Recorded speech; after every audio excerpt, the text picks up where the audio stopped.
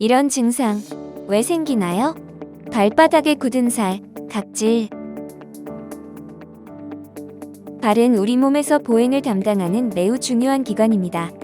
사람들의 직업 및 생활 패턴에 따라 다르지만 매일 적게는 수톤에서 수십 톤의 누적된 압력을 견디면서 보행 시 전해지는 충격이 몸속 주요 장기에 전달되지 않도록 흡수하는 역할을 합니다. 그리고 이 과정에서 우리의 발바닥에는 각종 통증, 굳은 살, 각질 등의 증상이 나타나곤 합니다. 발바닥에 굳은 살, 각질의 원인 어떤 것들이 있을까요? 발에 굳은 살이 생겼어요. 발은 굳은 살이나 티눈이 생기기 쉬운 부위입니다.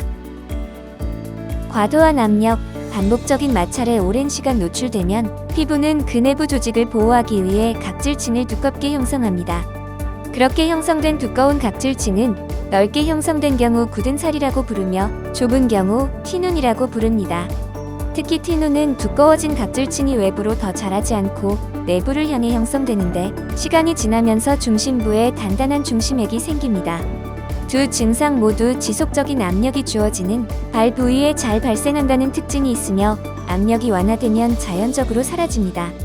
하지만 잘 제거되지 않고 중심부에 핵이 형성된 오래된 티눈은 수술을 통해 제거하는 것이 좋습니다. 굳은 살, 티눈의 경우 피부과를 방문하여 도움을 받을 수 있습니다. 발에 두꺼운 각질이 생기고 가려워요.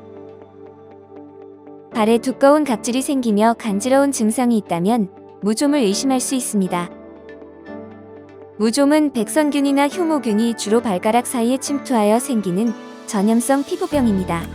물집이 잡히고 부스럼이 돋으며 피부 껍질이 벗겨지기도 하고 몹시 가려운 것이 특징인데 봄부터 여름까지 심하고 겨울에는 다소 약하게 발생합니다.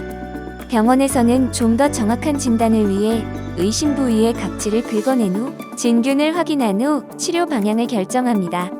무좀이 발가락 사이에 생긴 경우 발을 깨끗이 씻고 충분히 건조시킨 후 사이사이 연고를 꼼꼼하게 발라주어야 하며 발바닥에 물집이 생긴 수포형의 경우 물집을 터뜨리지 않고 치료를 받는 것이 좋습니다.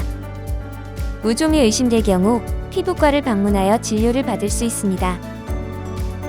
당뇨병 환자입니다. 발에 굳은 살이 잘 생기고 피부가 헐어요. 당뇨병 환자의 발에 굳은 살이나 궤양이 있다면 당뇨병성 족부병증을 의심할 수 있습니다.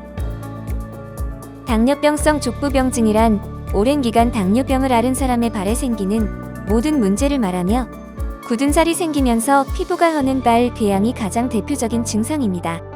당뇨를 앓게 되면 손발의 혈액 흐름이 원활하지 못해 말초신경세포의 재생 능력이 낮아집니다.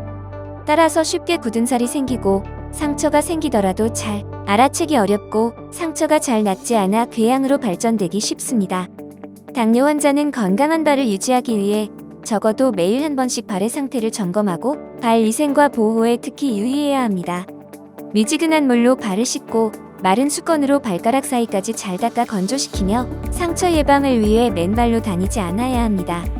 발톱은 내향성으로 파고들지 않도록 일직선으로 잘라주는 것이 좋습니다.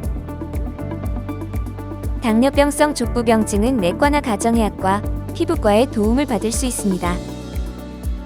그 외 발에 굳은 살을 유발하는 원인으로는 유전적 성향이나 노화, 잘못된 자세와 걸음걸이, 신발 등이 있으며 아토피 피부염이나 습진, 백선, 소화각질용해짐과 같은 질환으로 인해서도 굳은 살이나 각질이 생길 수 있습니다. 무좀, 습진과 같이 가려움증이 동반되거나 전염되는 발의 각질은 치료가 필요합니다. 단순한 굳은 살, 각질이라면 위험하거나 심각한 증상이라고 보기 어렵지만 당뇨 환자라면 이야기가 다릅니다. 당뇨병성 족부병증이 심해지면 궤양, 대사로 이어져 때로는 발을 절단하기도 합니다.